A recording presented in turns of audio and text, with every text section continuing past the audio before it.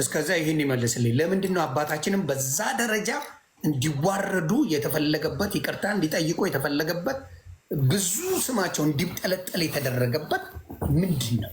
እስቲ ዘግበኝ። ኦኬ፣ በጣም ጥሩ።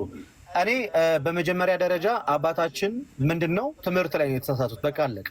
ሌላ ፐርሰናል ችግር አልነበረባቸውም፣ ወይም የስነ ምግባር ጉድለት አልነበረባቸውም፣ ወይንም ደግሞ ሲጠጡ ወይንም ደግሞ ሲዘሙቱ ወይንም ደግሞ በግብረ ኃጢአት ተይዘው ሲጨማለቁ አልተገኙም። ህዝቡን ሰብስበው እያስተማሩ በትምህርታቸው ላይ ሕጸጽ ወይንም ጉድለት አለበት ብላ ያየችውን ቤተክርስቲያን ይህ ትምህርት የቤተክርስቲያኒቷ ትምህርት አይደለም፣ ቤተክርስቲያኒቷ እንደዚህ ብላ አታምንም ብላ ቤተክርስቲያን ጠራቻቸው። ቅዱስ ሲኖዶስ ተሰበሰበ። ከቅዱስ ሲኖዶስ እሳቸውም እኔ ለማለት የፈለኩት ብለው መግለጫቸውን ሰጡ። እኔ የምቃወመው ምንድን ነው? አባታችን የተገኘባቸው የሃይማኖት ወይም የትምህርት ስህተት ነው እንጂ የምግባር ስህተት አይደለም። የተሳደበው እሳቸው ላይ አንደበቱን ያላቀቀው የስድብ ቃላትን የተናገረ በጣም ያክፋፋቸው የተቆጣቸው ያ ሁሉ ፍርዱን ከእግዚአብሔር ይቀበላል ብዬ ነው ማለት። እንደዛም በመሆኑ ከሚያዝኑት ግለሰቦች ውስጥ አንዱ ነኝ። በጣም ጥሩ። የመጀመሪያው ስህተት ድንግል ማርያም ቤዛዊተ ዓለም አትባልም። ይሄ ትምህርት በእኛ ቤተክርስቲያን ውስጥ እኛ ድንግል ማርያም ቤዛዊተ ዓለም ድንግል ማርያም ቤዛዊተ ዓለም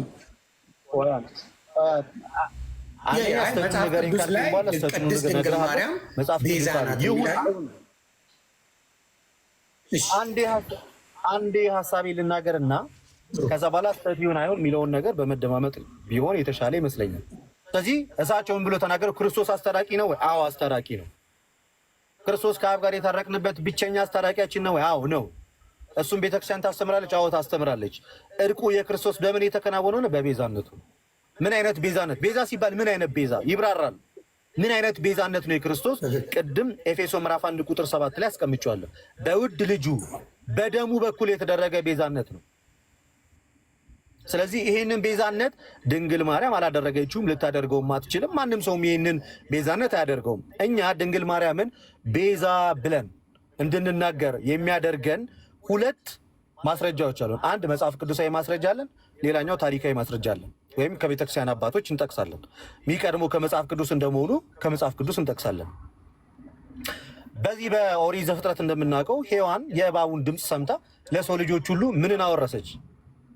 በአዳም በኩል ሞትን አወረሰች አይደለ? ይሄ ክሊር ነው። ድንግል ማርያም ደግሞ የመልአኩን ብስራት በመስማት ቤዛ ማለት ምትክ ነው። የመልአኩን ብስራት በመስማት ለሰው ልጆች መዳን ምክንያት ሆነች። ይህንንም ደግሞ ሉቃስ ወንጌል ምዕራፍ 1 ከቁጥር 26 እስከ መጨረሻው ድረስ ማንበብ ይቻላል።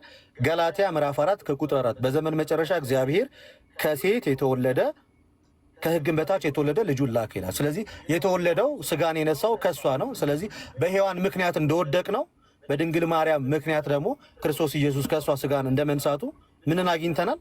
በክርስቶስ ኢየሱስ በኩል መዳንን አግኝተናል። ይሄ መጽሐፍ ቅዱስ የሚያስረዳው ነው። ቅዱስ ኢራኒየስ አጌነስት ሄሬሲስ ቡክ 3 ቻፕተር 10 ላይ ደግሞ ምን ብሎ ይጠራታል? በመጀመሪያዎቹ መቶ ክፍለ ዘመን የነበረው የቤተ ክርስቲያን አባት ኮዝ ኦፍ ሳሊቬሽን ሊትራሊ ሔዋን ምን አለ? ሔዋን ዕፀ በለስን በመብላቷ ለራሷም ለልጆቿም ሁሉ ምን አደረገች? ሞትን አመጣች። ድንግል ማርያም ደግሞ ምን የመልአኩን ብስራት በመስማቷ ለሰው ልጆች መዳን ምክንያት ሆነች ብሎ ሊትራሊ በቀጥታ ኮዝ ኦፍ ሳሊቬሽን ወይም የመዳናችን ምክንያት ናት ብሎ ያስቀምጣታል።